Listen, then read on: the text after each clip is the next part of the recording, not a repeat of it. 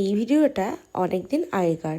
তো চলো তোমাদের সাথে পুরো গল্পটাই শেয়ার করি। তো এই যে সকাল সকাল বেরিয়ে পড়েছি। আমাদের বিয়ের পরে একটা দিদুন বাড়ি নেমন্তন্ন ছিল যে আমাদের দুজনকে একটু খাওয়ানো মানে খাওয়াবে আর কি। তো তাই আমরা বেরিয়ে পড়েছি। তো জিনিসপত্র নিয়েছি, দই মিষ্টি থামস আপ যা যা নিতে হয়, তার সঙ্গে একটু শনপাপড়ি আর একটু ঝুড়ি ভাজাও নিয়ে নিয়েছি। তো এখানে তো আমি শুধু ভয়ে ভয়ে আছি যে চেপটে চুপটে না যায় আর প্যাকেটটা ছিঁড়ে না যায়। তো যাই হোক, এই যে আমি একটুখানি আবার এই বাড়িতেও এসেছিলাম, কারণ এখানে না ওই দিদুনটার তত্ত্বের শাড়ি ছিল, মানে আমার শ্বশুরবাড়ির থেকে দেওয়া তত্ত্বের শাড়ি, আর আমার মা ওই কটা মাসিদের জন্য কটা শাড়ি দিয়েছিল। তো এই যে গেছি পৌঁছে, আর গিয়ে পরেই তো আমাদের ওয়েলকাম ড্রিঙ্কস হিসাবে দিয়ে দিয়েছে 1 গ্লাস ফুটি। তারপরে দেখো পুরো আইবুড়ো ভাতের মতন অ্যারেঞ্জমেন্ট করেছে।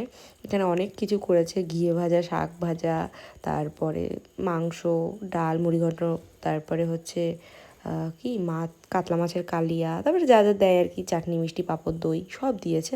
তো তারপরে আবার দিল হচ্ছে কোল্ড ড্রিঙ্কস। এত কিছু খেয়ে তো আর পেটে জায়গাই ছিল না। তারপরে আবার বলছিল চা খেয়ে সন্ধ্যেবেলায় চা পকোড়া খেয়ে বেরোতে।